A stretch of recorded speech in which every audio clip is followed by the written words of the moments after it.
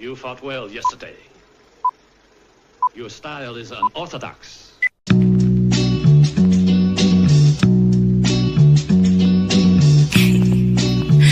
Scorpio.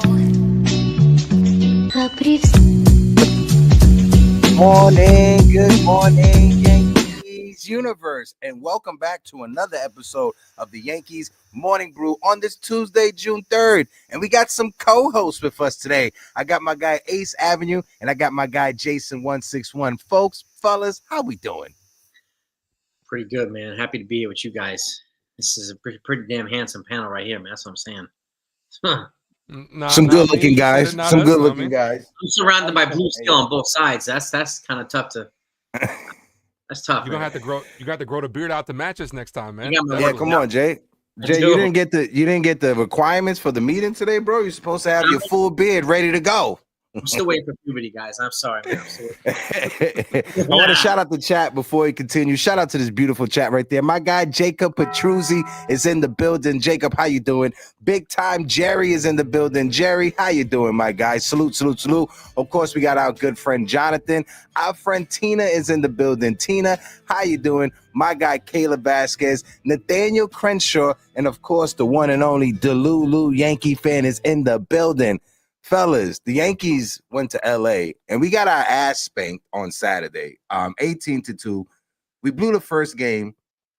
Is it fair to say right now, I know a lot of people are talking about the difference between the Yankees and the Dodgers. When you look at last year's team, especially in the World Series, there was no argument the Dodgers were the better team in the World Series, right?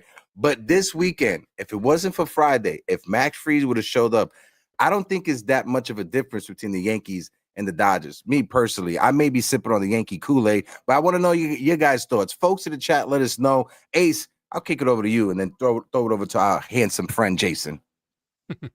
I'm right there with you. You know what I'm saying? Friday's game, look, there are things to be concerned about with this series, no doubt. But when going into the series, I looked at this like a measuring stick game. You know what I'm saying? No doubt on Saturday, they took that measuring stick and absolutely spanked us with it, no doubt. But that's baseball. It happens. Dodgers lost 16-0. Teams get blown out all the time. Once it gets away from you, it kind of implodes. But Friday's game, man, kind of an anomaly from Max Fried, who's been damn near perfect this year. He was due for one of those type of games. I still have the utmost faith in Max Fried. If he was to face this team again, obviously the next time would be the World Series. Definitely, because Max Fried is one of those big time pitchers and has been for us this year. But there were other things to be concerned about. I was more concerned about Dominguez not being in the lineup on Friday. You know what I'm saying? He wasn't there. He was a big spark plug for us on Sunday, came up with a big hit. The bats came together, but realistically, the mismanagement of the bullpen is kind of what alarmed me. But that's the type of stuff that Boone needs to clean up the next time we face his team. If we're down by one run, no doubt, Fried had a bad performance, but we're down by one run, you got to bring in some of the better arms to keep the game close. You can't just put in the Yuri De Los Santoses and the Tim Hills, stuff like that. Sometimes you got to put in a Mark Leiter Jr., even a Devin Williams, just to keep it close, just so we could be in striking distance. But realistically, this was a series that we could have taken because we were up big time. No doubt it gave some of the Yankee fans PTSD. You know what I'm saying? Because once again, it was one big inning. Instead of the top of the fifth, it was the bottom of the sixth. But I left this weekend feeling pretty positive after Ryan Yarbrough shoved on Sunday. And I would love to face this team again. I think it'd be a lot different. Obviously, they're missing pieces. We're missing pieces. But I don't think it's that much of a gap between us and them, despite getting blown out on Saturday. And to your point too, if I can add to it, You're muted, Hector. Go ahead. No, go ahead. To your point, I mean, I do agree with you guys. I think it's both teams are pretty damn balanced. But the Dodgers, I think they do have. I mean, they loaded up on high-end relievers in free agency, right? Oh yeah, Kirby Yates. The Yankees did not. The Yankees lost somebody yesterday, so I do think the Dodgers have more back-end high weapons, which gives them, I think, a little bit of an advantage. So I wouldn't necessarily say that Boone's mismanaging the bullpen. He doesn't have the weapons that Dave Roberts has. Yeah. And he has to use what he has. Like Tim Hill is not Tanner Scott. Mm-hmm. So let's be real about that. I mean, but we do have some guys here, and we're still waiting for lots of guys to come back. So I do feel good about the Yankees' chance. And the fact of the matter is, too, the Dodgers did not see prime Max Fried. They see Max Fried in the World Series, they're going to have problems. So I do think it's an edge to the Yankees in that regard. And you're right too, Ace. The Yankees and the Dodgers, neither one of them are full strength right now. So and the Yankees did come back with guys that we didn't expect them to come back. Ryan Yarbrough, right? I mean, Fried pitched his worst game, and Will Warren pitched his worst game, both at the same time, and we pitched them against a freight train called the Dodgers, not a locomotive. So. Yeah. So I do feel pretty good about the Yankees' chances later on. I think they're going to add smartly, and we have reinforcements kind of slowly and quietly coming back. Yeah. I just gotta say, guys, if you guys can hit that like button, hit that subscribe button. Make sure you guys gonna follow my guy, the Ace Avenue on YouTube, Jacob Petruzzi, dropping the channels in the chat. I appreciate you. Also, Jason161. Jerry Kadir said, Hector, do you have Devin Williams on the panel? Just kidding. Ace, good morning, and Jason, good morning. No, we don't have Devin Williams. I got my guy to Ace Avenue and Jason161 because our friend Grace Monroe is on vacay for the week. Shout out to Grace Monroe. I love my co-host. I love the bestie Grace Monroe. I wish her all the best on this vacay. She deserves it. She works hard. I appreciate her like always, and she knows, and you guys know that she missed all of you guys. But to Jason's point, he brought it up. And to piggyback off what Ace was talking about when it comes to the bullpen, Luke Weaver, right? It just came out that Luke Weaver, Jeff Passan put it out there, is expected to be placed on the IL after injuring his hamstring, warming up Sunday night. Sources tell ESPN Weaver underwent an MRI and could miss 4 to 6 weeks, although the official timeline will be determined on Tuesday. The hamstring, it could be a long time. It could be a short time. It's one of those injuries that you just don't know, and you want to take your time and be precautious with, right? Personally, when it comes to Luke Weaver, if he's dealing with this hamstring injury, right, you never want injuries to happen. But it's happening right now in June, and it's not happening in September. It's not happening leading up to the postseason. Yeah, a lot of Yankee fans have been complaining that Aaron Boone has been mismanaging Luke Weaver, that he's treating him like Scott Proctor 2.0, and now this injury happened, and now everybody on Twitter don't know how to carry themselves. But personally, the way that I've been seeing that Aaron Boone has been handling this bullpen, got to give him a lot more credit than the shade that he's getting online. Like Jason pointed out, we didn't have a lot of our guys. Now we're going down with Luke Weaver. Fernando Cruz wasn't in this series, right? Who has been one of our biggest arms this season. Getting him in the offseason, flipping Jose Trevino was a chess move from Brian Cashman, right? So we weren't 100%, just like the Dodgers weren't 100%. But now with the Luke Weaver injury, it's a cause for concern on who's going to be closing these games over these next 4 to 6 weeks. Will it be Devin Williams? Will Ace be in the game throwing his changeup, getting the airbender, getting people out left and right? I don't know. But fellas, what's your guys' thoughts? Go ahead, Ace. Look, these type of things happen. You know what I'm saying? Luke Weaver is irreplaceable, especially on his team. But, it doesn't leave us without a closer because you do have Devin Williams, who had a rough start. We know what's going on this year. But the month of May was really good for Devin Williams. Like, Aaron Boone put him in good spots to succeed this year. And we're going to see if it translates back to being a closer, because last time he did close the game, it was a little shaky. But, that's baseball at the end of the day. A lot of closers have struggled. You mentioned Tanner Scott, Clase, Mason Miller. A lot of these closers have struggled. Devin Williams has an opportunity here to right the mistakes and start winning over the Yankee fans from earlier in the season. Because a lot of times, in the live streams, Yankee fans just don't trust him. It's as simple as that. Me personally, I've been on the train the entire time. I don't think that this guy just forgot how to pitch at the end of the day. You know what I'm saying? He's still one of the best closers in the league, and the baseball gods have given him an opportunity to succeed. At the end of the day, there is no replacing Luke Weaver. You know what I'm saying? Like, Fernando Cruz is coming back today, which is great. That should help. Yankees do need to bolster up the bullpen as well. The series versus the Dodgers should have put that in perspective, that we need to get more bullpen arms, like what Jason was saying. We need to move away from just the situational bullpen guys and guys that can just go out there and shove, get out righties and lefties on top of that. But this is an opportunity for Devin Williams to succeed and start winning over some of the fan base, and I think he will rise to the occasion. And to your point too, Ace, I do think there's a couple of guys out there that could probably be had in a trade, right? Somebody like Ryan Helsley or somebody like Kyle Finnegan. These guys are strikeout guys, so they shove. They have closing experience, and they could probably be had at a reasonable cost. Mason Miller would cost more, but something to keep in mind too, folks, is that Luke Weaver and Devin Williams can walk in free agency at the end of this year. So if you're going to bring in somebody, it would probably be a good idea to bring in somebody with controllable years, if you can, which is where a guy like Mason Miller comes into play. because he's not a free agent until 2029. And maybe a change of scenery, maybe working with Matt Blake can bring him back to his but I'm not going to say it. It's going to cost. Maybe the cost won't be as high because he's not pitching the way he has been pitching. But a guy like that, or a guy like one of these guys, Finnegan or Helsley, guys that can shove in the back end of the bullpen, I think would be a way to kind of match the muscle in the back end of the bullpen with teams like the Dodgers and give us a better chance against teams like the Tigers in the American League postseason. Yeah, I see all of those names very interesting. But like you said, it may cost when it comes, especially with Mason Miller, in the years of control he has for the money he's making. The Athletics are going to start the conversation with George Lombard and Jason Dominguez. And I'm not sure if that's a move that Brian Cashman makes. We've seen Cashman in the past not wanting to trade his top end prospects. He trades some of the lower tier prospects. But I just think I have the trust in Brian Cashman and the front office to make the right move at the trade deadline. Whether that's an extra starting pitcher, whether that's a reliever, or whether that's a third baseman, because now, or a second baseman, because now with the news that Corbin Burns is out with Arizona, what are the Diamondbacks going to do?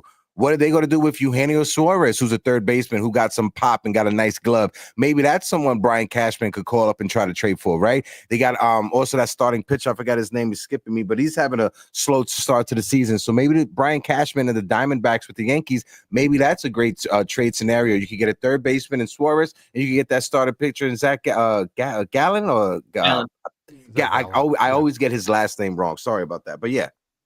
There's another guy. I mean, Go ahead. Hey, sorry. No, I was saying there are a couple of names that Rocket Paper Scissors Sport. Me and Jason, I've been on Jason's channel a couple of times within the last couple of weeks. We talked about a couple of trade deadline scenarios as well. You know what I'm saying? I feel like the Yankees don't need to go out there and make the splash move. They need to make the necessary move. You know what I'm saying? The move that kind of, fills this team. There's a guy that Jason and I have talked about, Jake Bird from Colorado Rockies, who we just saw. Dude's leading the league in strikeouts, a 156 ERA, a 1.7 WAR. I'd like to see what Matt Blake can do with him.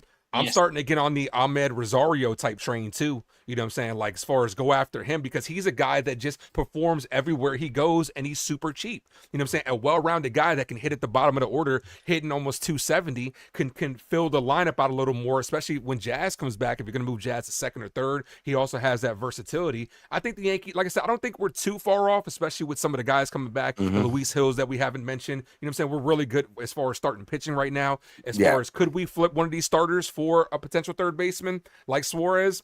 Possibly. That's the big move out there, but I think the Yankees need to sprinkle in some of the little moves. Go get a relief pitcher like a Jake Bird and go get an Ahmed Rosario and maybe a couple more bullpen arms, and I think we're good to go.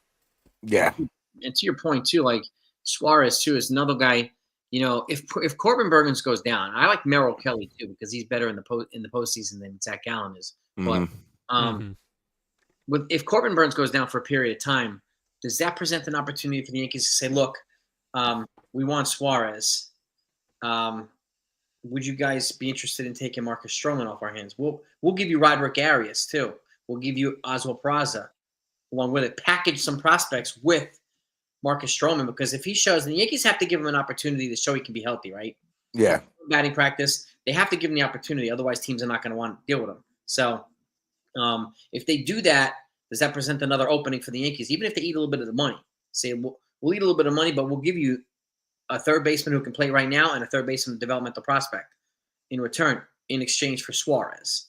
Does that present an opportunity for the Yankees to clear off some money, clear off some guys that have no options, and bring in the third baseman that they need while freeing up a rotation spot?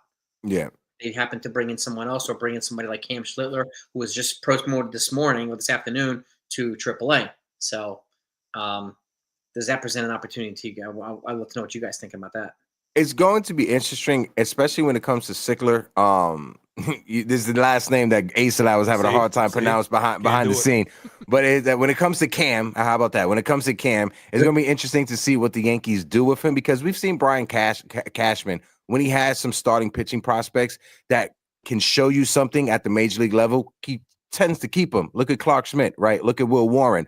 I know he would love to have Michael King back in this starting rotation, but that's another conversation for another day. So I'm not sure what the Yankees do when it comes to either trading from the prospect pool. The reason why I bring up Eugenio Suarez is because he's not a J-Ram. he's not going to cost you an arm and a leg. He's not going to cost you the top prospect in your system. You could probably get Eugenio Suarez from some of your bottom tier to prospects. Now, when it comes to flipping Marcus Stroman, that's the part I'm not sure any team wants a part of when it comes to Stroman, because Stroman, he probably came into the season in his head, and rightfully so. I think all of us would have probably had this mentality of, I'm going to try to hit my 140 innings so I could get that bonus for next year. And he has every right to want to do that. Obviously, it didn't happen. I don't think he'll be able to get to 140 innings. So whatever you get from Marcus Stroman post-trade deadline or post-injury coming back or post-rehab, it's going to be a plus because he wasn't giving you anything before. And if you're able to catch lightning in a bottle and get the first half of Marcus Stroman, what you got last year, that's a valuable pitcher.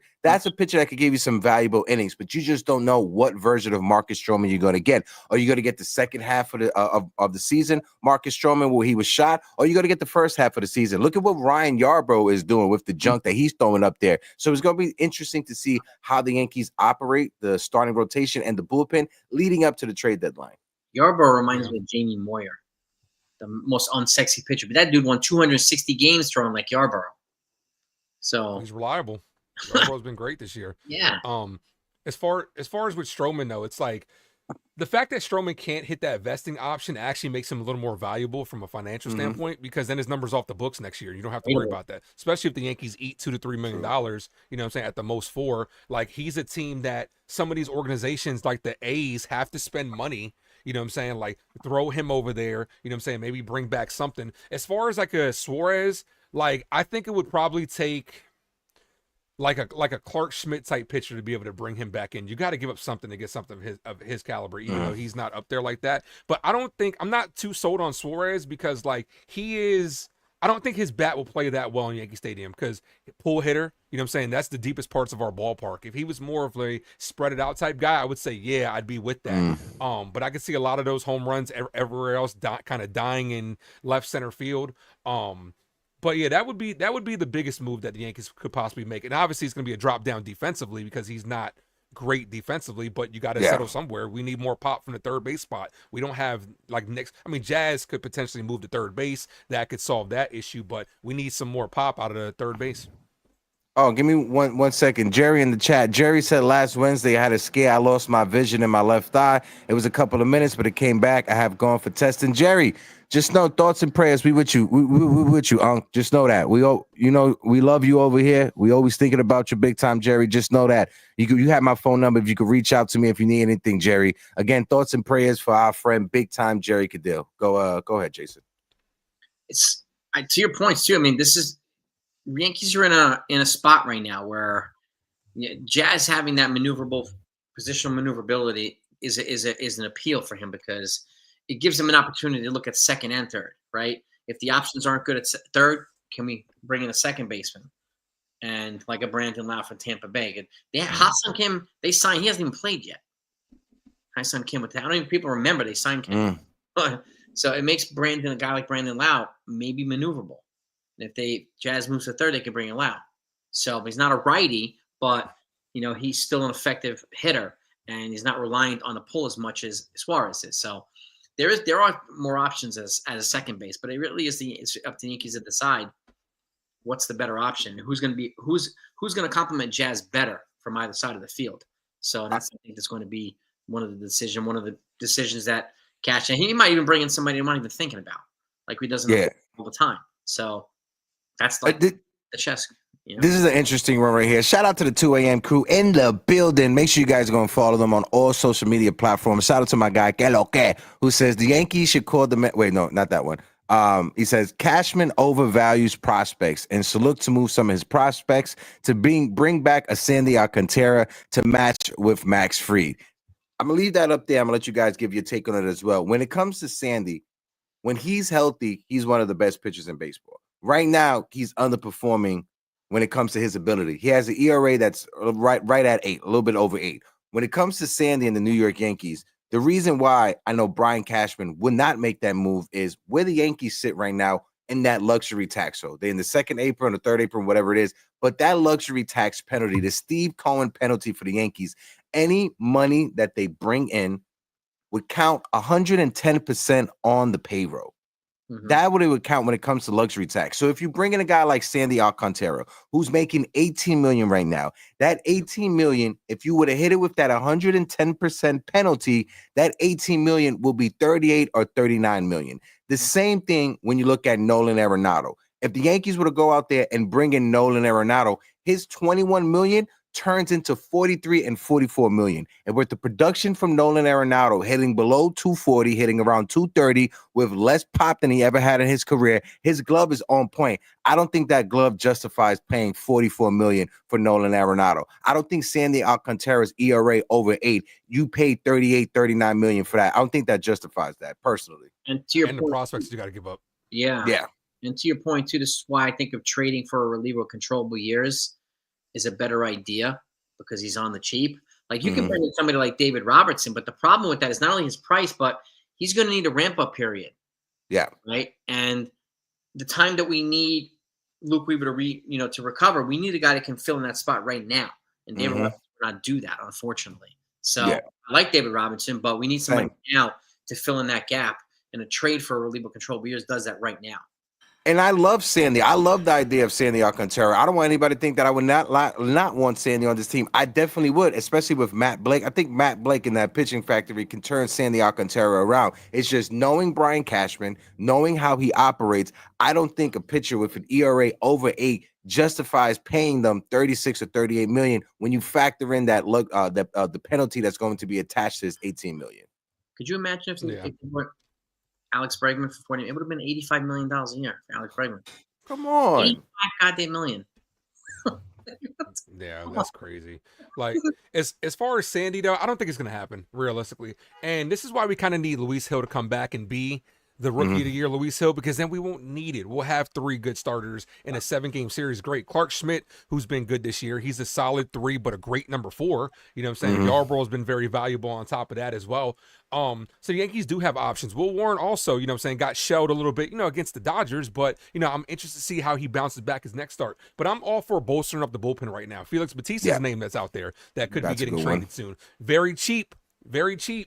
3.86 ERA on a bad team. You can't tell me Matt Blake won't you know what I'm saying, fix that problem. Imagine when Weaver comes back, you got Cruz, Bautista, Devin Williams, Weaver. Like, that's lights out. You get a lead, and then especially because our starters, you could alleviate the starters' innings. You get past the 6th inning with that type of rotation, it might be lights out. You know what I'm saying? Like, I agree with Jason's point. We need to add, instead of adding starters, I think we need to go ahead and bolster up that bullpen. I want to bring this real quick up about Ryan Yarbrough, right? Fireside Yankees. Shout out to the guys over there at Fireside Yankees. They do a great job when it comes to covering the Yankees on social media. They said Ryan Yarbrough has been lights out since entering the Yankees rotation in early May, performing as one of the best starters in MLB. A 2.08 ERA, 24.7% of strikeouts, and when you look at his whips, 0.81. Ryan Yarbrough, I know you brought up Jamie Moore, Jason, and that's a great comparison.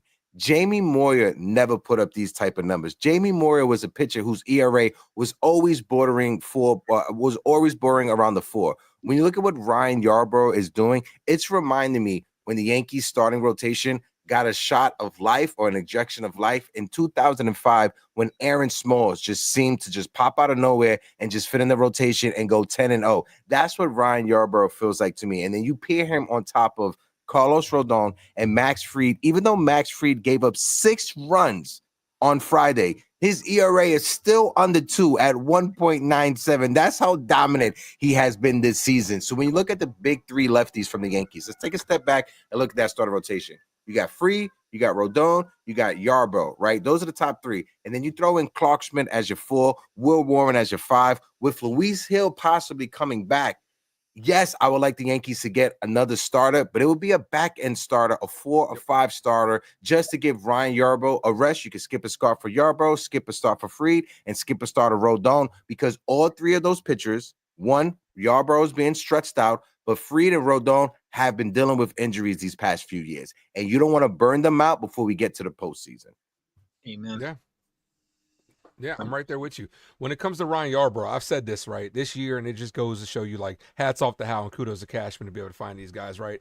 Paul Goldschmidt, I've said, has been the steal of the signing of the year, but Ryan Yarbrough has been our most valuable piece this year, especially when it comes to an arm, because every role he's been put in, he is gone and he has given us quality innings. When it was the long relief, he was doing that. He was keeping the games close. Spot starter, he is killing it for us right now. He has been a tremendous, valuable piece. I can't even imagine what his rotation would be if Yarbrough wasn't out there doing what he's doing. Then to do that against the Dodgers on Sunday Night Baseball shows you a lot. Yeah. Yamamoto. He outpitched Yamamoto. So. Yep. When it counted on a Sunday night, like you said, out pitching Yamamoto when the Yankees are on the verge of getting swept in LA after being embarrassed 18-2. He put on his big boy pants and he showed out for 5-6 innings. Shout out to Ryan Yarbrough, right? And also when it comes to Brian Cashman, again, it's easy for Yankee fans to stand on Twitter or to stand on the sideline with a big ass sign that say Cashman, you suck when he makes a bad move, right? When he doesn't sign Bryce Harper, when he doesn't sign Manny Machado, it's easy to rip Brian Cashman. But when Brian Cashman flips Jose Trevino to Fernando Cruz, crickets. When Brian Cashman is able to find Luke Weaver last year, right before spring training, because none of us thought Luke Weaver was going to be this dominant, there's crickets. And now when you look at Ryan Yarbrough, crickets again. You got to give Cashman credit. You got to give Cashman and the nerds in Cashman's office that people like to pick on. You got to give them some type of credit when you look at the results that are on the field. Yeah, I like to give him credit for moves that he doesn't make. He didn't bring in Christian Walker. Yeah. Instead, he brought in Goldschmidt. A better move. Yep. So I got to give him credit for moves that he doesn't make too. I like Christian Walker, but Goldschmidt's been a godsend for this team. And I think every Yankee fan was majority of the Yankee fans. I want to speak for everybody. I know I was pulling for Christian Walker. I know a lot of Yankee fans were pulling for Christian Walker and wanted the Yankees to go to go get him. I was 50-50. I thought it would be like more of a Michael Kadire situation. He had a great year. He gets a big contract, goes to a new team, and just falls off of the cliff. Hopefully he turns it around because it's looking like that with the Houston Astros at the moment. Shout out to Consigliere, my guy Joe in the building with the $9.99 super chat, helping us keep the lights on over here. Guys, just to let you guys know, we are at 5,406 subscribers, or 7 subscribers on YouTube, right? We got like an extra 60 subscribers from the last show. So I appreciate you guys. Like always, hit that like button, hit that subscribe button. Jason, I know you got to get ready to get out of here, shoot, because you got a live stream to talk. But DJ LeMahieu, I want to get your thoughts on him real quick. La Máquina, sound the alarms.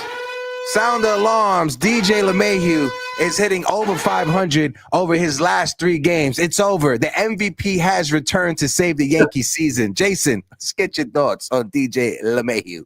I wouldn't call him a Ferrari yet, but he still has gas in the tank. He still has gas in the tank. That's it. And he's showing that. So it's not sexy, but it's getting results. So, and I think they're going to ride him as long as they can until he can stop being productive. And once he stops being productive, then they'll make a decision then. But right now, he's giving them that righty bat, right, with solid defense in the field. So can't complain at all with DJ.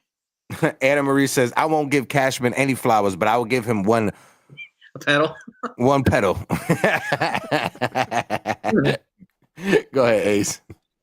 Yeah, I'm the opposite with DJ LeMahieu. I fully understand this is fool's gold. Like, I'm just not there. Like, I don't want the Yankees to fall in love with this. Like, you know, like, because I could see the Yankees doing this. We know how this team operates.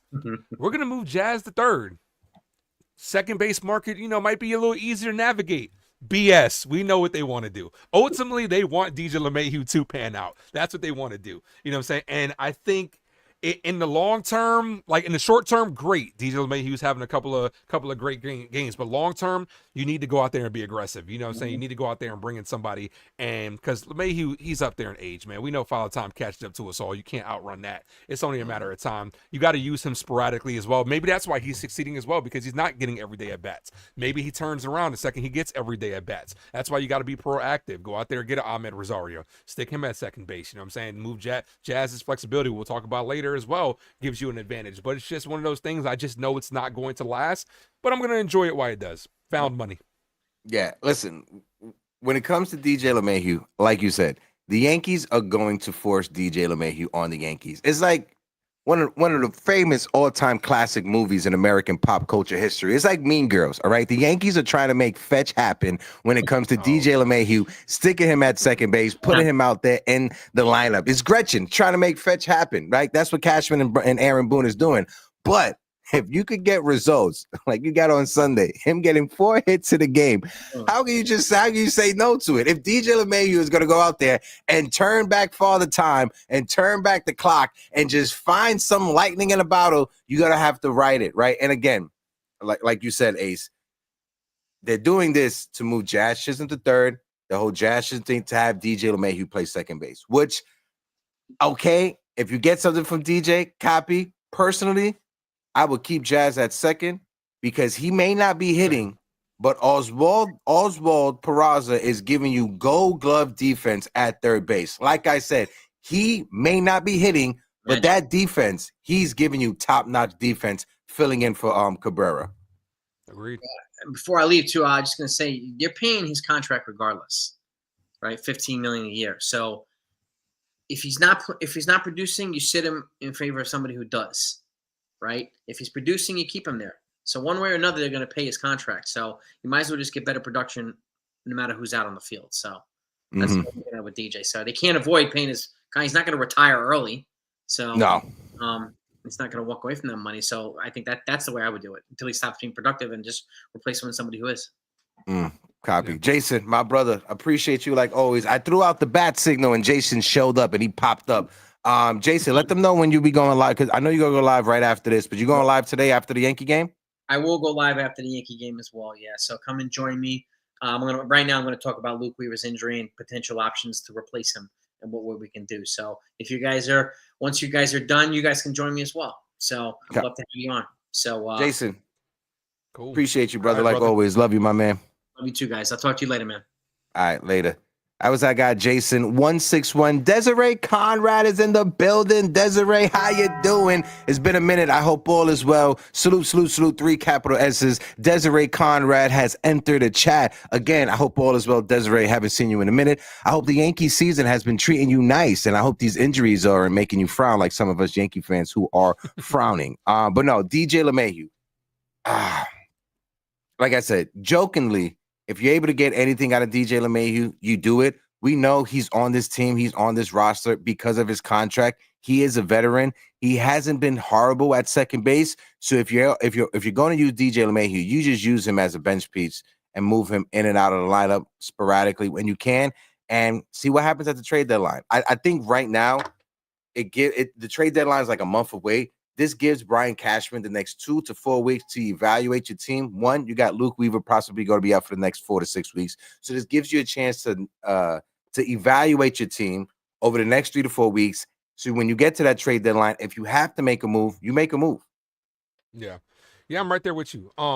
I would like the Yankees to be more proactive like they did last year with Jazz Chisholm because the closer you get to the deadline, the prices get higher and it becomes a bidding war. You know what I'm saying? Like, take this next month to kind of, like you said, evaluate things. We got the whole month of June. June just started. We're playing our second game today. Take the time to kind of just, we're getting some guys back, see how the team meshes. But yeah, ultimately, DJ LeMahieu, going to the bench just adds depth to, which is a problem that we have as well. We have no depth on the bench. You know what I'm saying? You got Pablo Reyes sitting there. He can't give you anything. Vivas, I like Vivas. I think Vivas is very hitterish, but so far you also have to consider he is a rookie. JC Escara, fan favorite. Love what he brings to the table as well. And then, obviously you're rotating the outfielders, but going to get yourself that everyday infielder, because we don't know if Jazz is ultimately going to stay at third, ultimately go to second. We know we got Volpe at short, Goldschmidt at first base / Rice. But ultimately you got to go get that other infielder. Jazz's versatility allows you that flexibility that if the second base market's better for you, go attack that. And I like the fact that Jazz is just like, okay, you know what, wherever you put me, wherever you need me, I got you type stuff. You know what I'm saying? That's the type of stuff that wins me over. But as far as DJ LeMahieu, gotta just enjoy it, man. It's like when you're going out there and you find $20 on the floor. You're just gonna, it's not gonna last long, but just enjoy it. Go get yourself something nice. Hey, that $20 is going to be the best $20 ever spent in your life. When you find a free $20 hanging around, whether it's in your pocket or whether it's on the floor, that bacon, egg, and cheese is going to feel special in your stomach. But no, I got to agree with you, bro. When it comes to the whole situation, personally, I would rather keep just Jazz Chisholm at second base and let Peraza be your third baseman. Because, yeah, you have these moments from DJ LeMahieu where he shows you, oh, my God, look what I could do, blah, blah, blah, blah. But then he disappears for the next 2 to 3 weeks, right? And that's what I'm scared it's going to happen right now. I'm not scared. That's the reality of what's going to happen with DJ LeMahieu. He got hot. He's going to disappear. He's going to get hot. He's going to disappear again. And it's going to stop the Yankees trying to figure out what to do with Peraza. I do not want to sacrifice Peraza just so the Yankees can figure out what to do with DJ LeMahieu. Let Peraza be your third baseman. Let Jazz Chisholm be your second baseman. Because if you're going to move Jazz Chisholm from second to third just to get him in the lineup, the defense is going to take a drastic hit. No shade to Jazz Chisholm. He plays a phenomenal second base. He is not a third baseman. We saw the errors last year. He is not a third baseman. I've seen him at the stadium working on his infield drills out there early. I've seen that. So I want to give him credit where credit is due. But if you just want to throw out a bat just to get him in the lineup, when Giancarlo Stanton comes back, then fucking throw Ben Rice at third base, right? I'd rather have Ben Rice at third base trying to figure out over DJ LeMahieu at second base, trying to see if he still has something. If we're going to go that route, I'd rather just stick Ben Rice at third base or Peraza at third base, let Jazz play second, and just let DJ LeMahieu ride the bench. I do not want DJ LeMahieu to get more at-bats over Peraza and over Ben Rice. Yeah, I'm right there with dude. I've been saying this, and Jacob Petruzzi can back me up. He took a clip. When I said this months ago, Rice going to third, they called me a madman, like Thanos said, right? But you're gonna need to put him somewhere. It's as simple as that. And why not try it now? Until I see it not work, I'm going to say why not. Remember, back in the 90s, players used to swap from first to third all the time. It was like that. He has experience with the corner infield. He's athletic because he's young. He's got an arm because he's a catcher. He could also provide that pop for that third base pop that we need. That's a lot of reasons why I'm just like, why not try it? And I'm right there with you as far as Jazz, man. I'm so grateful Jazz is coming back, man, for real. Same. For real. Like, Same. I said in the stream yesterday, Jazz is the player that needs to step up this year. You know what I'm saying? Needs to step up because he's coming back, has a nice little, break from it, and now's the time he could turn around. Dude, it's like watching Fresh Prince. I know you remember back in the days where Jazz was acting up in the household and Uncle Phil used to throw him out. It's time to throw a Jazz back out there, man. Hit him with the and let's go. Put him at second base. You know what I'm saying? I like the flexibility. Also with Peraza. Peraza could also play second base as well. So Yankees do have some options. But go out there with Peraza. You know what I'm saying? If it's one hole in the lineup, at least we know what we have from DJ LeMahieu. We've seen what we've had from Peraza, but we have to give the kid a chance as well. Like, he's been blocked every step of the way, but give him a chance because every once in a while he might get a hold of one like he did the other day. And like you said, we've seen what we've seen from Peraza, and we also seen what we've seen from DJ LeMahieu. Right. And DJ LeMahieu's skills at this point in his career does not warrant getting more at bats over young players like Ben Rice at third base or Peraza at third base. It doesn't warrant that. The only thing that warrants that is the money that he's making. And the only reason the Yankees are forcing him out there and running him out there is because he's making $15 million this season and next year. That's the only reason. Just be honest with us. Don't say, just keep our options open. We want to move people around because the second base market is more open than the third base market. Stop putting shit over our eyes and trying to sell us glasses. That's not what it is. What it is you're trying to force DJ LeMahieu out there because he's making the money. Just be honest with us. I think fans, I know me personally, if the Yankees laid out a game plan, I know they can't come out and say like, hey, we're stuck with DJ LeMahieu. It is what it is, and we got to throw him out there. I know they're not going to say that, but don't sugarcoat anything. Don't try to put a wool over my eye, and don't try to sell me lemonade. That's the only thing I'm asking. Yeah, especially with second base, right? Second base is such a rangy position. Why wouldn't you want the more athletic person to play second base? Like, especially like if you put DJ LeMahieu, if they said DJ was going to third, I wouldn't agree with it, but I would understand it more because that's more of a reactionary position, and he's played it before. But I've seen a lot of balls this year where it's not going down the error category, but he just can't get to him. You know what I'm saying? And that's okay. It's okay to say he's old and, you know what I'm saying? It happens. The range isn't what it used to be. But the Yankees need this just Aaron Boone loves to hold on to the older veterans that are getting paid a lot because they are looking at it like the money's wasting away. You know what I'm saying? It's a bad investment, but you have to put the best players out there to perform. I think defensively, which fundamentally we've been great this year. I think it can continue with Jazz at second and Peraza at third until you decide another infield option. Because the one thing that hurt the Yankees last year in the World Series, right? It wasn't a starting pitching. It wasn't even the offense. It was our defense. Our defense is what hurt the Yankees last year. And the total opposite this year, what has been the success for the Yankees this year has been their defense and pitching. That's why the Yankees are the second best team in the American League because of our pitching, because of our defense. We are a 180 flip than what we were last year. We had the worst second baseman defensively in all of Major League Baseball and Gleyber Torres. We don't have that this year. Like I said, Peraza, he may not be hitting the cover of the ball, right? I get that. But he is giving you gold glove defense at third base. And that's what you want. Somebody who can go out there and who can play a solid third base. And maybe he'll run into something if you give him the opportunities. Just do not sit him when he's going good, messing with his confidence just because you want to get a veteran out there because they're making the money. That is what frustrates me. And that's the thing that I think every Yankee fan out there, rightfully so, has frustrations with the front office and with Boone. Yeah, moves definitely need to be made. And this weekend should have been a wake-up call. You know what I'm saying? Like, you can't be complacent. You have to go out there and make the necessary moves. And it doesn't need to be anything like super crazy. But shout out to everybody in the chat, man. We're having a great conversation. Make sure you guys hit that like and subscribe to Uptown Sports. Let's go. Absolutely. Let's shout out the chat as we continue. That's baseball. Erica is in the building. Erica, how you doing?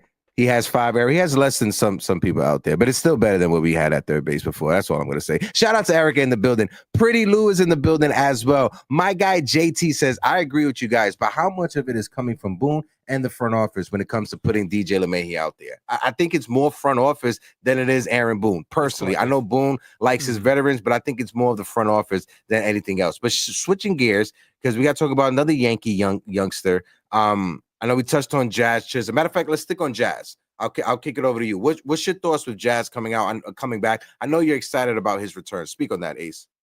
Yeah, I'm excited about Jazz Chisholm. Look, we know he got off to a slow start this year. You know what I'm saying? And we know that he dealt with the injury. But just like with Devin Williams struggling, I just refuse to believe that he is this player. If we get the Jazz that we got when he got traded, first of all, and I love players that want to be here. Jazz wants to be a Yankee. That will always sell me on top of that. But at this point in time, you know what I'm saying, stepping away for a little while, because he's been gone for a while, could give you a new sense of urgency and refresh things. Sometimes you just got to take your mind off of it. And I know you've been, seeing him a couple of times. He's been doing a lot of these charity events, which is great as well. Shout out to him for being such a good humanitarian when it comes to that. That's the type of stuff that can get you going. For real, stepping away from the game, coming back, contributing, also adding length to this lineup as well. You put him right back in the middle of the order. It moves guys like Volpe out of that 5s and 6 spot, moves him down a little bit, moves Austin Wells. And when you get Giancarlo Stanton back, it makes the lineup deeper as well. So look, I'm all for it. I love Jazz as a player.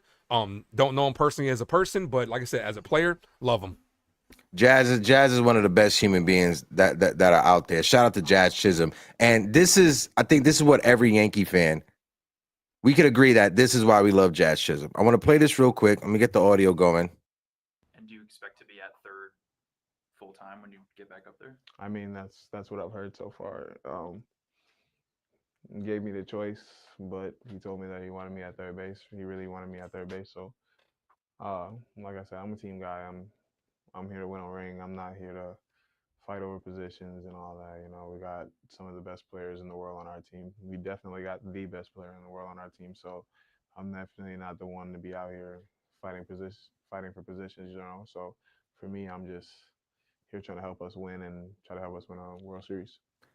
I am a team guy. I'm here to win a ring. I'm not here to fight over positions. We got some of the best players in the world on our team. And when you have a player like Jazz Chisholm, that's some shade on other players in Major League Baseball. Because when you look at the Boston Red Sox, who everybody this offseason, Ace, all the naysayers, everybody that got the blue check marks, everybody was predicting that the Red Sox were going to wash the New York Yankees. This was going to be the Red Sox year. You got Rafael Devers, who didn't want to move positions. And now he's a DH, and he's like, I'm not moving to first base when they need somebody to be a first baseman. When you have Jazz Chisholm say, listen, I'm not here to fight over positions. I'm here to win a championship. We have the best player in the world. That's a shot for Soto. What's your thoughts on Jazz Chisholm comments? Folks in the chat, let us know as well, because this is why we love Jazz. Great. Comments are great. First of all, too, the swag is great too, man. Boy, looking a little flashy out there with the one-piece drip and the fashion shades. I'm not too, I'm a little familiar with the fashion shades as well. You know what I'm saying? The fashion frames. But yeah, man, looking kind of crisp. But nah, everything he says great. You know what I'm saying? Oh, you about to make me put on the Ray-Bans as well. Yeah, I'm sorry. I'm sorry. It's gonna be a problem. It's gonna be a problem when me and Ace get together. Slow it down, ladies. Slow it down, ladies. Hector's taken. Know what I mean? But yeah, like look, everything he said was great. It's a complete 180 from somebody we saw last year, Gleyber Torres, who's sitting there on the top step like this still. He didn't want to switch positions when they wanted him to. Look, you're just a team guy at the end of the day, man.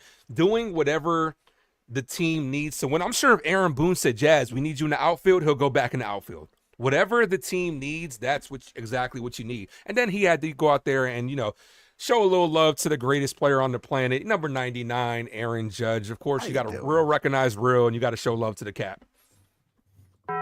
Facts. And again, Jazz Chisholm, one of my favorite Yankees to be around, Jazz. And when I tell people that when I'm at the stadium, when I get there at 2:00 working media, the clubhouse opens at 3. Players hit the field around like 4:00.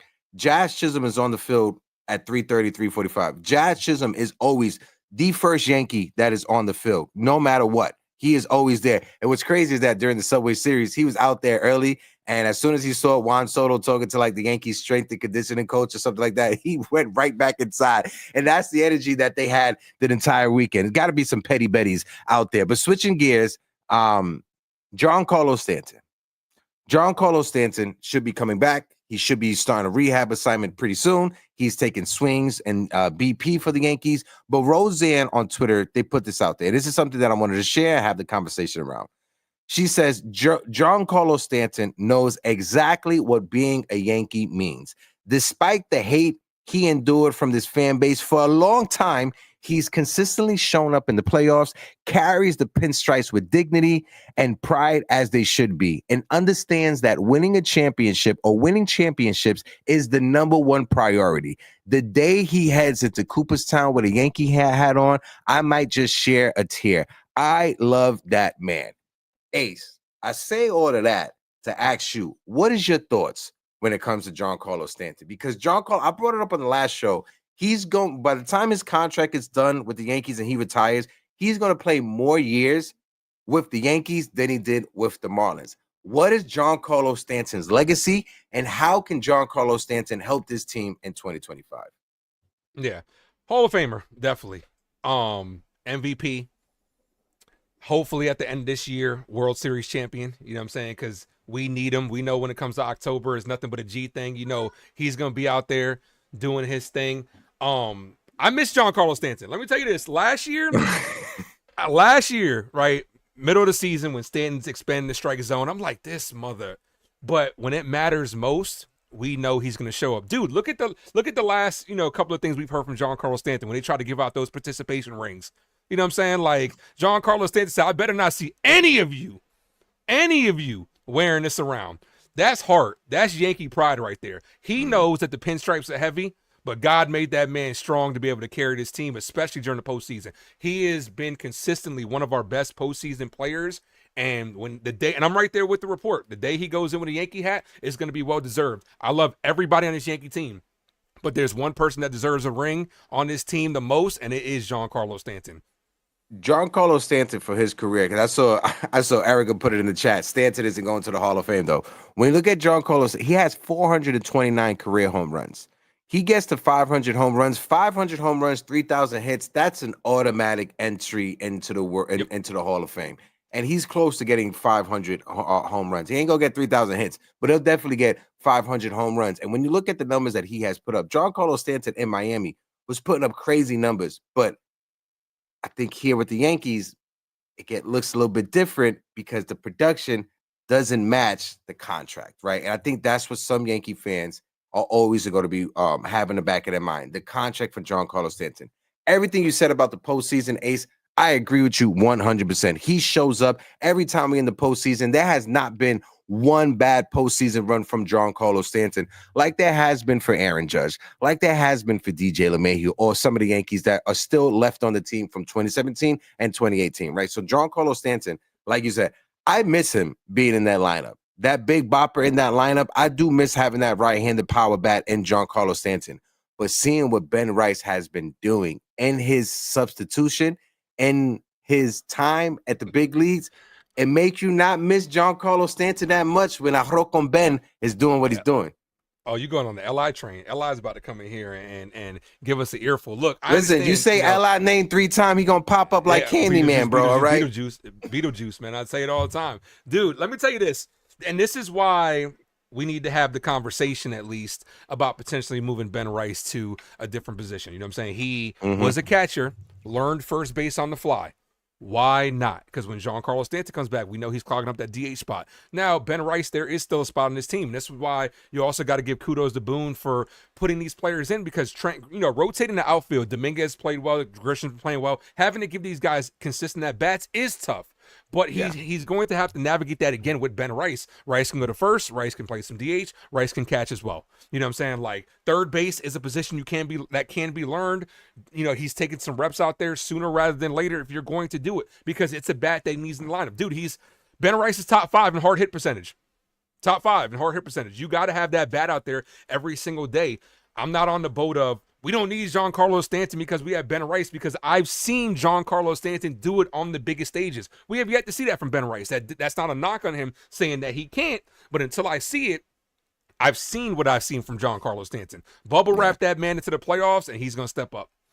Yeah, I got to agree with you. And seeing what we're getting from Ben Rice, seeing what you're getting from Paul Goldschmidt as well, because you have to put Paul Goldschmidt into that conversation, because if Paul Goldschmidt was struggling, it's an easy move for the Yankees to insert Giancarlo Stanton as a DH and just move Ben Rice to first base. You solve that situation. But with Paul Goldschmidt performing the way that he's performing and Ben Rice, it's going to be interesting to see how the Yankees navigate that. But I'm with you. If you're going to have somebody play third base who's never played it before, I know you did that with Jazz last year, and you want to do it again with Jazz this year, why not throw Ben Rice there? Figure out another position for Ben Rice to play. Like you said, in the 90s, players did that all the time. There was a player who was a former Met and former Yankee who was named Todd Zill, who came up as a catcher, moved to first base, and played third base. So if Todd Zill was able to do it in the 90s, why can't Ben Rice do it in 2025? When you took him, he was a catcher last year, and you just gave him a first base glove, and you said, you go figure out first base at the major league level. Why not give him a chance when it comes to third base? That's the only thing I'm saying.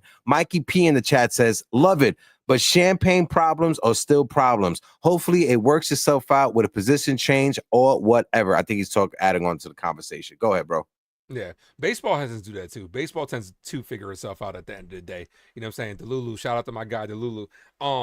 But yeah, I mean, it's a good problem to have for the New York Yankees, that you got all these players that are playing well, and ultimately you have to figure out what is going on, where they're going to go. Like, the easy solution would be to move Rice to third. You know what I'm saying? Realistically, maybe you start platooning Rice more behind the plate. You know what I'm saying? Because Austin Wells, has got off to a slow start, started to hit the ball a little bit harder as of late, but he's been struggling as of late. How much time do you give him? How much time do you give Escara? Because Escara is a guy that I love. JC Escara's plate discipline. Every time he's up there, I know he's going to have a good at-bat.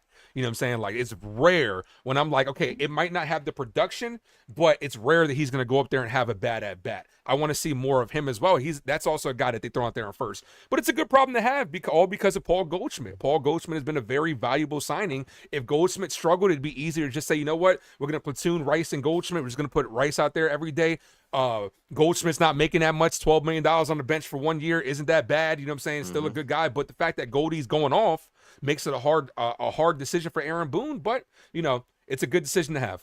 Yeah, it's a good problem to have, and it's going to be a good conversation for Brian Cashman and Aaron Boone to figure out what to do with this lineup, what to do with this roster when we get closer to the trade deadline and when players come back. Desiree Conrad just put this in the chat. Again, shout out to our guy, big time Jerry Cadell. Again, love you, Jerry. Just know that my guy NFE is in the building, who says, weren't fans complaining about players playing out of position a couple of years ago? I'm not saying it can't be done. No, I agree with you, NFE. Fans were complaining about that. My argument is, if you're going to have Jazz Chisholm play out of position and play third base and have DJ LeMahieu play second base, I would rather Jazz at second because he's a better defender than DJ. And if you're going to throw someone just to play third base who's going to give you bad defense, why not put Ben Rice at third base to see what he could get you, just so you could keep his bat in the lineup? Shout out to my guy Haji in the building. Yep. Yeah, man. I mean, I'm right there with you, man. Like, Will there be bumps along the way if he goes to third? Absolutely. You know what I'm saying? Like, it's going to be a learning experience, but rather do it now than later. Do it sooner rather than later. So at least we can rule it out if it doesn't work early. You know what I'm saying? Like, the last thing Yankees want to do is try it after the deadline. Then you can't make any necessary moves if you have to make it. Try it now while you have a comfortable lead in the AL East, while this team is playing well, and see what happens at the end of the day. Because once Giancarlo Stanton comes back, he's not going anywhere. Much to my guy LA Yankees chagrin, he's not going anywhere. My man LI, man, I love that guy, man. This dude told me, bro, he said we should convert Giancarlo Stanton's salary to 1 year, $80 million and cut him. So 100 with the luxury tax, bro, 160 million for 1 year. I'm not sure if he plays like MLB The Show and just gets rid of like the budget or salary constraints or something like that, gets rid of the rules. I don't know how he come. Again, shout out to my guy, LA Yankee King. I love that bastard. If there's anybody who's going to be talking ish about LI, I'll be the first one to pop up to defend my guy. Shout out to LA Yankee King and all the takes he be having. But when it comes to Ben Rice, I just want to put out there, since in 2025, when you look at his WRC plus, he has a 146 WRC plus, a 535 slugging. His weighted outs with a batting average is 4.9, 419. He is barreling the ball 19%. A hard hit streak is 57.9%. So if you're somebody who loves the analytics, if you're a stat nerd, Ben Rice is hitting all the stats for your ass. And we got somebody else who just jumped backstage. I sent to the bat signal. We got our good friend Erica in the building. Erica, let me get a thumbs up. Let me know you're ready to rock out with us. Shout out to our friend Erica in the building. What up, E? Nothing much. What's going on, guys? Nothing much. Just here. Hablando how's mierda. The leg? It's how's the good. leg? You healing up? Yeah, it's getting better. Yeah. Now I'm starting to get the itch to get back on the field, so hopefully that's sooner than later. Well, we need to get you at third base then, because you're definitely a better option at third base than DJ LeMahieu at second. But Erica, you've been listening to the conversation, friend. What's your thoughts on everything that's going on in Yankee land? So I actually just hopped in the stream like 20 minutes ago. Maybe I just got home from something. But no, I mean, listen, people are gonna overanalyze the Dodgers series, and I said that for game one, if it wasn't for last year and how the way that the season ended, and it almost felt like we were just living it all over again with that game one on Friday night, that it would have just been another annoying loss. But of course, it gets, it's under a microscope and everyone's gonna talk about it. But we went overall, we went 6-3, on that West Coast stand, and I think that's pretty good. Like if you said that that's what they were going to go 6-3 on the West Coast stand, I'd be like, yeah, I'm all about it. And it proves that the Dodgers lineup is an absolute gauntlet, man. That lineup is insane, and it didn't even have Mookie Betts in it. So I don't know if offensively if the Yankees are on par with them, but it is what it is. You got to see what you're going to do at the trade deadline. So I'm excited. We're having fun. This is a really good team. The Yankees are a very, very good team. So hopefully they can get over this. The dog days of summer start today, I think. In my world, June. The weather's getting nice. You're starting to see some of these injuries stack up. So hopefully they can, overcome the adversity and guys can step up while everyone is healing up. So you mean to tell me that the Yankees are a good team on June 3rd, right? Because I was told that the Baltimore Orioles, this was their division in the offseason. I was told the Boston Red Sox and all their young prospects and Garrett Crochet was going to shut the Yankees up. That's what I thought. That's what I heard this entire offseason, right? I thought the Kansas City Royals were going to be the new face of baseball because they got Bobby Witt, even though they're under 500 right now. I don't know. Maybe I was confused. That's why you got to play 162, man. It could be the end of June and we could be complaining about the team. Maybe they don't have the best June, but that's baseball. It's a marathon and not a sprint, and you can't predict it, as John Sterling would always say. So. And we all know it's Yankees for clicks. You know what I'm saying? At the end of the day, yeah. That's why they put Judge as the fourth best player in the league. You know what I'm saying? Just to get us Yankee fans to go in there and amp up our own guys. You know what I'm saying? Because they had us finishing fourth in the division. So, it's crazy. FanDuel, the early bets, but if you took that money, you're gonna cash in on Vegas. So Yankees looking pretty damn good in a weaker AL. So Yeah, and that's not to mention we that's played free really money. good against some. Yeah, not to mention we played really good against some of the top NL teams. The Padres, you know what I'm saying? The Mets took them out as well. We could have beat the Dodgers, just like what Erica was saying. You know, it was a good solid weekend that people definitely shouldn't overreact to. But yeah, the Yankees one of the best teams in the league. We know I mean, they got to stop disrespecting the GOAT judge. what's the Yankees record against teams over 500? I know We're it's number 2. We're number 2 against yeah. teams over 500. So, you know, it's honestly like all Yankee fans going into the season, especially losing Cole and Heel and not really knowing what you were going to get from Fried and having this starting rotation of Cookie Carrasco, Ryan Yarbrough getting thrown in there last minute and stepping up. Like we could have argued that maybe they would be a third place team, you know, third place, fourth place was a lot, but like a third place team. But the fact that they're out there, I think they're 14 games over 500. I'm not entirely too sure, but you know, it says a lot about just the moves that, again, I will say it, that Cashman made. You know, Paul Goldschmidt has really worked out. Trent Grisham, you know, we rode that wave for a while. Like, just Devin Williams seems to be settling in. It's going to be weird to see him in the ninth inning again. I missed the beginning of the stream, so I don't know if you guys talked about it. So, but hopefully he could step up. You're getting Fernando Cruz back.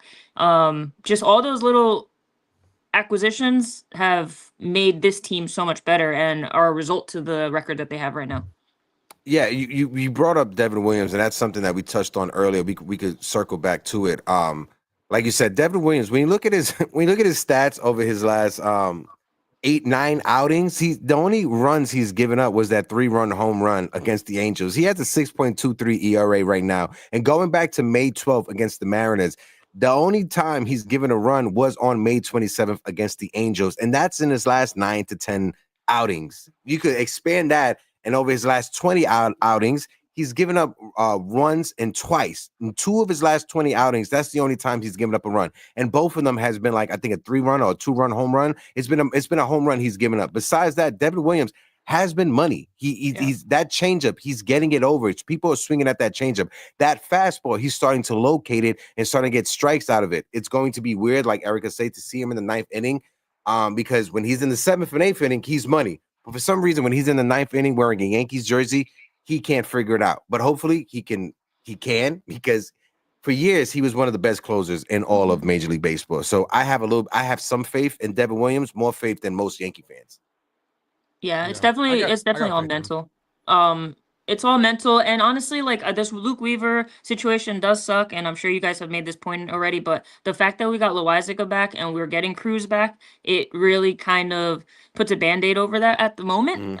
Because you still have a 7, 8, 9 guy, and that's the good thing about going out and getting an additional closer in the offseason, right? Like maybe he didn't work out in the closer role, but now you have him in the 8th, and your 8, 9 are shut down, right? So, and then if there is an injury, you can just kind of slot them down. So I just need the starters to continue to give quality starts and, you know, give some rest to these bullpen arms. Shout out to old Sarge in the building. Sarge, how you doing? Guys, if you guys can, please hit that like button, hit that subscribe button. We got over 100 people rocking out with us. And if you guys can, show us some love. Give us a subscribe. On YouTube, we are at 5,408 subscribers. So appreciate the new subscriber on the channel. Ace, I'll kick it over to you to get your take when it comes to Mr. Devon Williams. Big fan of Devin Williams. Have been for a while. You know, he got his early season struggles, no doubt. You know what I'm saying? A lot of that was also circumstantial as well with all the things that were going on, you know what I'm saying? But no excuse. But us as Yankee fans, there are a lot of things that add into, like Ann was saying, she's scared of Devin Williams in the 9th inning, right? There are a lot of things that add to that. His performance was one of them. That's the biggest thing. His performance wasn't great to start the season as well. ERA is down, which is very impressive considering where it was at, and it's a lot harder for a reliever to get that ERA down because you're only pitching 1 inning at a time. But also another thing that added on to that was the fact that we have Luke Weaver. Luke Weaver is a fan favorite, and you know what I'm saying, he is proven. He has come through for us in big moments. But one of the biggest things why Yankee fans are on the fence about Devin Williams is because They're still traumatic. They're still traumatized over Clay Holmes. You got to get over that shit. You know what I'm saying? That shit was last year at the end of the day. Like, you know, some of the same things have happened to Devin Williams. A lot of soft contact, walks early on, and then it's led to a big inning. But I just refuse to believe that this guy just forgot how to pitch. You know what I'm saying? I do know that there's pressure in New York. I understand that. And, you know, a lot of fans don't like him because of the whole beard thing. He didn't have, you know, it's not like he went to the Yankee organization and told them to change. Did it inspire it? Sure. But he was with it. He shaved his beard on top of that. Yeah. He was getting with the program. People act like he was rebelling, like, no, I'm That's a not great doing point. this. He did. You know what I'm saying? But ultimately, at the end of the day, I still think this guy is one of the best closers in the league. Look around the league. We talked about it earlier. Closers all around the league have struggled. Clase, Mason, Tanner Scott, Devin Williams is one of them. It goes to show you how much pressure it is to actually close down a game. Also, Yankee fans got to realize he's not Mariano Rivera. There are three position players that Yankee fans are in love with. They want every closer to be Mariano, every shortstop to be Jeter, every catcher to be Posada. It's not like that. Facts, 100%. And I'm so sick and tired of seeing posts of Mariano and people keep highlighting Mariano. Yes, Mariano was the greatest closer of all time. I get that. I understand that. Nobody's going to be the next Mariano, just like nobody is going to be the next Derek Jeter. So people need to stop putting these labels on prospects, stop putting these labels on players, and just let them be themselves. And when it comes to Devin Williams, I have faith in him just because it is a contract year. He wants to get paid. He's going to want to go out there and get paid. So it behooves him to figure it out and lower his ERA from 6 to get it below 4 or maybe in the 3s. What you laughing over there, Erica? No, I just behooves him. I like that word. No, I mean, I said what I said on Devin Williams. He just got to step up. He can easily become a fan favorite in the next 4 to 6 weeks, right? And then when Luke Weaver comes back, they'll be like, oh, I don't know. Maybe we put Luke Weaver in the 8th spot. It's just, that's how Yankee fans are, man. It's all about what have you done for me lately. That's just New York for you. And yeah, just take it easy. Take it con tranquilo. Absolutely take it easy. But with the trade deadline, we're going to rock the show for the next like 25 minutes to 1:30. With the trade deadline being a month away, Erica, Ace and I was having this conversation earlier about who do we want to target? Where do you want the Yankees to go? What about you? Where do you think the Yankees should go, right? I know we got DJ LeMahieu turning back the clock of time, hitting over 500 over his last 3 games. Are you sold on DJ LeMahieu, Erica? Absolutely not. But I did make a joke. I was like, that game just solidified another 2 years of starts for DJ LeMahieu because the front office loves him so much. No, I don't know how I really don't know how he's still on this team, but thank you for helping us with that win. He had a big game last year against the Phillies where he hit that home run that, again, bought him some time with the team. So, no, I don't believe in DJ LeMahieu. Is off the bench, maybe, I guess, but even still, like, I was so mad when they brought up JC Escara to pinch hit, and then when they changed the pitcher, then they brought up DJ, and I'm like, I would rather see JC Escara in that situation, and the numbers don't lie. Like, if you're such an analytical team now, JC Escara is actually successful against lefties, has a better batting average than DJ LeMahieu, so it's like, why don't you just give him the shot? And I was actually surprised that DJ even lifted the ball because I think he popped out to center field, which I was like, oh, I mean, at least he got under it. But no, I honestly, so I don't know really what's going to be out there. I know that they're moving Jazz to 3rd because maybe there's more potential options at 2nd at the trade deadline. I'm okay with going out and getting Eugenio Suarez. I know that there's going to be a lot of teams trying to go out and get him, but he is a power righty, which the Yankees don't necessarily have. They have a lot of power lefties, and obviously they have Aaron Judge. But he can play third base. He adds length to the lineup. I know there's a lot. He strikes out a lot, but that's what you get when you're a power bat, right? So, and then put Jazz in his natural position at 2nd. Him and Volpe up the middle was smooth, man. And shout out to DJ for holding it down there. He's made a couple of plays where I'm like, oh, okay, all right, flexing the leather, but like he doesn't have the range that Jazz has. There was a couple of plays where I was like, damn, Jazz would have gotten to that ball where like DJ couldn't. So yeah, maybe Eugenio Suarez. I don't.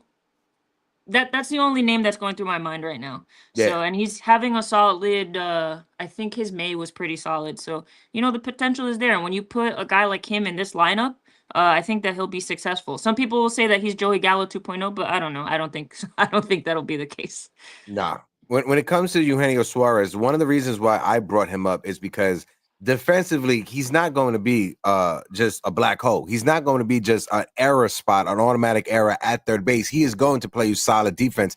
He's not going to win a Gold Glove, but it is going to be better than what we got from Gleyber Torres at second base last year. It is going to be better than what we're getting out of DJ LeMahieu at second base. I know they're two different positions, but having him at third and having Jazz play his natural position, which is second base, which he's better defensively, is just a better defensive lineup for the New York Yankees. It just makes all the sense of the world, especially now with the Diamondbacks. When you look at Corbin Burns going to be gone with Tommy John, he's not going to pitch next year. So It's they official? may have. They may, it's not official, but that's what everybody is speculating. Oh, okay. But Sorry. they may have to hit that reset button when it comes to start trading some guys away because Corbin Burns is gone. Yeah. Yeah, that was tough, especially with him saying his arms just felt dead. Like you saw the lip reading. It might be bad for him. Yeah. What's your thoughts, Ace? I mean, yeah, I'm right there with Erica as well as far as like the infield. You know what I'm saying? You got to bolster up the bullpen, but you and I talked about this very briefly earlier, dude. I'm all about Ahmed Rosario.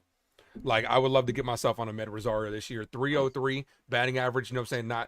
Can kind of lengthen the lineup as well. Can play some infield and outfield as well. Yeah, I'm all for that. Like I said, we talked about Suarez earlier. Like I said, I don't think his bat really plays well in Yankee Stadium. That heavy pull hitter. There will be a lot of doubles and flyouts to deep left center field as well. I don't think the Yankees need to make that big flashy move. I think we need to make the little smaller moves like Ahmed, add a guy like Jake Bird, who's leading the league in strikeouts from a reliever standpoint. Maybe go get a guy like Felix Bautista. Bolster up that bullpen now, so that way you got Cruz that's coming back today, and then when you get Luke Weaver that's coming back today, it's lights out. It's night after the sixth inning. Yeah, this third base situation just really shows how badly Cashman has fumbled, at least that part of this team, because we have gone in 3 years in a row without an actual third baseman. And every year we're like, you can go out and get this guy, and they keep trying to patch it with, I don't know. Ever since they made that trade for Josh Donaldson, it feels like it's plummeted, and we haven't been able to dig ourselves out of that. So, but we were saying it all off season. feels like longer than that. Feels like we haven't had a consistent that everyday third baseman since A-Rod. That's what. Well, it really feels absolutely. Like. But or Headley, Chase Headley for a couple of years, and Todd Frazier. But even that, like to Erica's point, we've third base and first base. When you look over the past 5 or 6 years, they've been big question marks in the Yankees lineup. And traditionally with the New York Yankees, we normally have a solid third baseman or a solid first baseman. Normally our corner outfield spots are question marks like left field. But third base and first base for the past 5 or 6 years has been question marks for the New York Yankees. I know Anthony Rizzo came in and he was solid for a couple of seasons or for 2 or 3 seasons, but then he disappeared off of the face of the earth. So it's going to be something that Brian Cashman has to have to address at the trade deadline when it comes to third base. I'm right there with you, Erica. Keep Jazz at second. Don't try to make fetch happen. This is not Mean Girls. Don't keep trying to throw DJ LeMahieu out there for us. Just go out there and address your third base. Yeah. I saw you talking about in the chat, Erica. So what would your overall thoughts be if they decided to move or try Ben Rice at third base? What would say that again? Like I said, I saw you were talking about a little bit in the chat. What would your overall thoughts be if the Yankees did try to move Ben Rice to third base? I'm all about it. Try it now. Basically what Hector says. If you're gonna have somebody that's playing out of position, I don't want it to be Jazz Chisholm when, you know what I mean, he's good at second base. Like, if you're gonna have one guy out of position, make it be the third baseman. Try to keep Ben Rice's bat into the lineup and see what he's got. But you got to try it early and not too late, because how many times last year we were like, put Cabrera at first, and they didn't do it throughout the season. And then they waited till the very last minute, and I was like, all right, well, now what does this do for us? So yeah, anything to get Ben Rice into this lineup, because unfortunately, I think you said it, if they don't, he's going to be a trade piece, and I feel like they're going to regret that.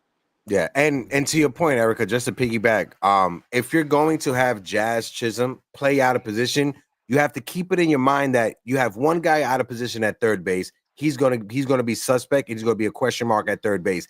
And then you have a worse defender at second base in DJ LeMahieu. At least if you have Jazz playing second base, you have a solid defender at second base, no question marks. You don't have to worry about his defense because, like you said, him and Volpe look smooth up the middle. At least the only question mark or the only person you have to worry about is Ben Rice at third base. You have Jazz at third, you have to worry about Jazz and DJ. You have Ben at third, all you have to do is worry about Ben. Yeah, it feels like it would undo everything that was addressed in the offseason, which was to bolster the defense of the infield. Like, Jazz was part of that fifth inning issue last year, you know? He couldn't make the pick at third. Like, so put him in his natural position and just see what Ben Rice has there, especially now, you know, leading up to the trade deadline. And then if that doesn't work out, then you go out and make your move still. Yeah, and this is all on the thought process of with Giancarlo Stanton coming back, because he definitely will be coming back sooner rather than later. It's weird because they haven't announced any rehab games for him, but they keep telling us, oh, he's coming back, but they haven't announced any rehab games for us. I think if the Yankees were like in second or third place, it'll be more of an urgency to get Giancarlo Stanton back in the lineup. Yeah, to me, there's no urgency for Stan to be back. That's why I'm like, let it play itself out and see how it rolls. Like, do not, like, just, I don't know how to really say it, but like, don't put the expectation that Stan's going to be back in 2 weeks, right? Like, you just have to let it play out because you never know. There might be setbacks during his rehab. Like, just, it's baseball, right? So as long as he comes back completely healthy and he's here for the playoffs, that's all that I really care about. But yeah, don't play like, don't be like, oh, we're not going to make this move because Stanton will be back in 2 weeks or 3 weeks. Like, no, dude, like, just, you never know what's going to happen with that rehab, especially 2 elbows and the way that he swings, and just, there's a lot of things that can happen from now until then. So, hey, Jacob is blackmailing you in the chat, Ace. No, he's talking about. I was one of the first people to talk about Ben Rice going to third, and everybody was, like I said, I was like Thanos. Everybody said I was dumb and I was a madman and stuff like that, and he clipped it. He has the clip that he's saving for if it does happen. So copy. Ace, I'm gonna kick it over to you in the last 15 minutes for the last topic to wrap us up. What's on your minds? What's on your brain? What do you got rattling it off in that head of yours? Man, it's been a good season for the New York Yankees. 7 out of the last 8 series wins. You know, got a rebound this series versus the Guardians. There's been a lot of ups and downs this season. You know what I'm saying? The Yankees are a solid team, good team. One of the best teams in the league. Got to keep it going. Aaron Judge is him yet again. Best player on the planet. A couple more home runs this weekend. Can't wait to see what this team looks like full strength.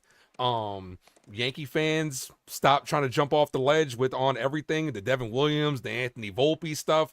Volpe's quietly been doing well as of late. One of the league leaders on his team in RBIs and for a shortstop standpoint as well. Yeah, man, it's just an overall good, solid team, and I'm happy to be here with you guys and happy to be able to call a team I love so much. Yeah, and you'll be on later on tonight. Just so everybody in the chat, Jacob Petruzzi, again, if you could just drop Ace's channel in the chat. Also, make sure you guys go and follow That Baseball Erica. Subscribe to her as well on all social media platforms. On Instagram, give her a follow. And on YouTube, give her a sub as well. Shout out to the Twitch chat in the building. Even though this is a bot, I'm live on Twitch right now. So shout out to you, who says cheap views on Streambo. Okay, shout out to Streambo. Shout out to you. Sorry, yeah. Gotta get a plug in. But like Ace was saying, and I'll kick it over to Erica. 7 out of the last series the Yankees have won. The Yankees are the second best team in the American League. A team that everybody thought was going to be fourth. Everybody who wasn't a Yankee fan was going to be fourth place in our division or third place in our division behind the Red Sox, the Orioles, and the Toronto Blue Jays, just because we lost Juan Soto. I'm going to give flowers, not petals, like Anna Marie says, to Brian Cashman, because the moves that he made in the offseason, I was somebody who was a proponent of the Yankees going out there and getting Juan Soto, re-signing him, and do whatever you can. Seeing now what Brian Cashman has done with his pivot, this is why I give him flowers, not pellets. Max Fried, Paul Goldschmidt, Cody Bellinger, Fernando Cruz, every move Ryan Yarbrough, every one of the moves that he has made has been money. And this is why I think he's feeling himself right now, trying to force DJ LeMahieu on us Yankee fans. But we're not stupid. We can see what you're doing, Cashman. All I'm going to say is that I'm happy that I get to watch this team, call this team, and I get to have these conversations with Erica, with Ace, and of course my co-host Grace Monroe. Shout out to Grace Monroe. Yeah, shout out. Yeah, I mean, you really there's we can complain about the little things, but really, I mean, what I'm looking for now is after that series with the Dodgers is Will Warren going to be able to put that behind him and bounce back, because he has been having he had a solid May, and people are ready to be like, oh, he's not him, he sucks, this and that. And I'm like, dude, this guy was putting up 7+ strikeouts every game, and the Rockies series was weird overall. I feel like all of our pitchers had trouble settling in, so like I don't want to look too much into that, but technically he had 2 bad starts in a row because he only went 4 against the Rockies. But I want to see how he bounces back. My brother put it really well. He was like, Will Warren was too green for that series, so like he just wasn't ready. He's he's a rookie, and people, again, what have you done for me lately? This fan base just asks for a lot, and I get it. It comes with the pressures of wearing the pinstripes, but yeah, I want to see how he bounces back, and I want to see how Fried bounces back from a bad outing. He just didn't have it, but it goes to show just how good that freaking Dodgers lineup is, man. It's not easy. Yeah. If he was bound to have a bad game, and it just happened to be against one of the best offensive lineups, in the game, if not the best. So, yeah, I mean, it's Rodon tonight, right? Guardians and the Red Sox. I can't believe it's taken this long for us to play one game against the Sox. That's insane. Oh man, yeah, this upcoming series. I'm going to be at the game on Friday. Yeah, I'm going to be at the game on Friday, Yankees versus Red Sox at Yankee Stadium. I'm super excited on that one. Shout out to Theo Dennis, who is in the building. Predictions for tonight, I got Rodon going 6, maybe 7 innings, giving up 2 runs. Final score 5-3, Yankees win. What's your guys' thoughts on that? What's the weather supposed to be like up there for you guys? It's nice today. I was about to say, I'm tired of seeing 80 Rodon degrees. pitching in the rain. He might pitch shirtless today. If he pitches with short sleeves and 20-degree weather, he might pitch shirtless today. That man gonna be sweating through his t-shirt. We know how that goes. He definitely he put a little sweat on the ball to get a little extra spin on it. You know what I mean? I gotta get that little extra break, right? It's 80 degrees right now. It's gonna be 74 degrees by the start of game time, 80 degrees by 8 o'clock. So by the time he'll get out the game, it's probably below 70. But yeah, Carlos Rodon, knowing that madman, knowing that caveman, he'll probably be pitching with no t-shirt on if the Yankees let him. Yeah, I'm curious. I mean, he had a really good start against the Angels, so let's see. Guardians lineup. I haven't really been following them, but I know the Tigers are running away with that division right now. 5-3 is good. I'm gonna say 4-2. Okay. I'll say 4-2, and I think he'll go 6 2/3. Okay. Many strikeouts. What about you, Ace? 6 strikeouts. I'm going 7-3. Let me go 7-3. Make it an easy 9th inning where we don't have to worry about it. No save situation in this situation. But we are coming up on an interesting part of the lineup as well. I mean, the schedule as well. We just came off of like that that May was kind of brutal. And, now we're going to get some good teams that we're kind of catching at the right time. We know the Red Sox are going to play as well, tough as well. Like Erica said, surprised we're playing them this late. That's because the schedule makers gave us 2 West Coast trips in 1 month, which is very tough to come off of as well. But I'm looking for the Yankees to right the horse right here and get a series win. 2 out of 3. Sweeping any team is tough, but 2 out of 3 versus the Guardians would be great. I'm gonna keep on rooting for the Guardians to lose because I want them to hit that reset button so they could trade J-Ram to the Yankees. So that's what I have secretly in my head. I'm rooting for the Guardians to lose every game every year going forward, so J-Ram could be a Yankee one day in his career. But now we're gonna get ready to wrap things up. It's been a great conversation over here on the Yankees Morning Brew on Uptown Sports TV. Shout out to my co-host Grace Monroe, who's on vacation right now. Any favorite vacation spots for you guys? What about you, Erica?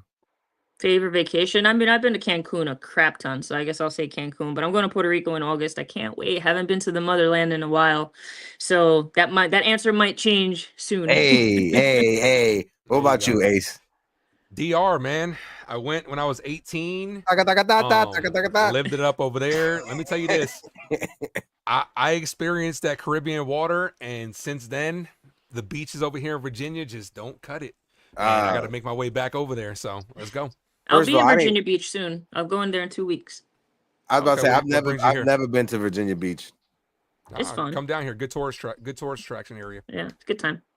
Copy. No, for me, it was me and my girlfriend Alex. We went to Puerto Rico a couple of years ago, and it was one of the best vacations ever. Like you said, Erica, going back to the motherland, it's just something just euphoric, and it didn't hit me until, like Ace said, when you're in the beach and your feet are in the water. And the water connects to every point in the island, that's when you feel it the most. Okay, I'm going on a nostalgia trip. But yeah, that was my favorite vacation. Folks in the chat, let us know. Anna Marie said, I never been on a vacation. What, Anna? You never been on a vacation? We got to get you on vacation. We got to get Anna Marie on a vacation. We got to get Anna, whether it's Atlantic City, whether it's Virginia Beach, we got to get Anna Marie on a vacation. Any favorite amusement parks?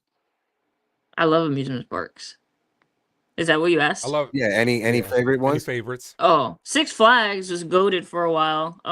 But then they closed down my favorite ride, El Toro. Yeah, And I love Nitro. Yeah. I love Yeah. Nitro. I love roller coasters in general. I've been to Busch Gardens. I've been to Universal. I'm an adrenaline junkie, so. Okay, all right. I see. Well, you be climbing fucking mountains and shit like that. So yeah, I can tell you're an adrenaline junkie. Yeah, man. What about you, Ace? Yeah, been to Busch Gardens. We have that here over here in Virginia, about 45 minutes away. Six Flags, I'm great, but I love Universal Studios and the stuff down there in Florida. I'm trying to actually make my way over there to have a Christmas down there, like a little warmer Christmas. Because I'm trying to get my hands on one of those lightsabers, no lie. Oh, Hey. yeah. Lightsabers The that custom people be ones, making. those are sick. I don't know. What color would you guys pick? I have no idea. I'm Purple. indecisive. I was about to say purple. Purple's fire. Purple's But fire. I'm a Jedi, so I'd get green or blue if I had to choose, like, Sith or Jedi. But yeah, purple's Yeah. sick. Nah, purple. Like they got it in the new Fortnite update. Well, the new Fortnite map. You got like the Star Wars theme. I'm always going to Mace Windu so I can get the fucking purple lightsaber. Yeah. But no, for But me, Darth bro- Maul has the best lightsaber. yeah, yeah. he's the best character. Just he's a cool. Oh, no, I villain like to rock with. Kylo's. I like Kylo's. Kylo's lightsaber's pretty dope to me. The cross. Cool. Yeah, that shit's yeah. pretty fire. Oh yeah, the cross one. Yeah, that's pretty dope. That's sick. For me, it was growing up. Universal was always goated. My favorite ride, and when we went there a couple of years ago, I made Alex and everybody in my family fucking go was E.T. E.T. Oh, was when they say my your name at the end? yes. Thank you so much, Erica. Thank you. E.T. Yes. was my favorite ride. I even got the candle so it could smell like the park because I still remember it to this day. Yeah, I'm that much of a loser. E.T. I was my cried. favorite ride. Every time I watch E.T., I cry. It's one of my first movie memories. So yeah, I feel you on that. Yeah, that's why me and Erica is friends, and Ace is just judging us over there from afar. Oh nah, the movies are right up my alley, man. That's exactly. Oh what I yeah, do. that's right. Yeah. But somebody in the chat, Anna Marie, wanted to see a Spider-Man tee. Let her see the Spider-Man tee before we get out of here. Yeah, because she's My like, favorite. I'm big into yeah, With the same. Spider-Man background too, my guy Miles Morales. Know what I mean? Hey, I can't wait for that live action. Hopefully they don't fuck it up. All right, guys, we Oh, got to I get can't out wait. of here. I can't wait for Beyond. That's what I'm waiting for. Beyond the Spider-Verse. Yeah. Oh yeah, that second part. Yeah. For part 2. All right, y'all. We're gonna get ready to wrap things up. Let's shout out the chat before we get out of here. Anna Marie, I appreciate you. The people's champ El Theo is in the building. Throw the ones up in the chat for Theo Dennis. Big time Jerry Cadell was in the building. Sunil is in the chat. Sunil, don't think we forget about you. I just ignore you. The Ace Avenue is in the building, of course. Jacob Petruzzi, my guy Jacob Petruzzi. How you doing? Anna Marie, I appreciate you. Delulu Yankee fan, my guy, Old Sarge. Like always, guys, make sure you guys hit that subscribe button, hit that follow button, hit the like button. I'm going to be live on TikTok later on tonight with the Yankees. Ace is going to be live on YouTube calling the Yankee game. So make sure you can pop into both of ours. You could go on the TikToks and you can go on YouTube to support Ace as well. But until next time, I'm Hector. I'm Erica. Yours truly, the Ace. And this is Yanks Morning Brew. Folks, make sure you drink some water, say something nice about yourself, and let's go Yankees. But don't You fought well yesterday. Your style is unorthodox.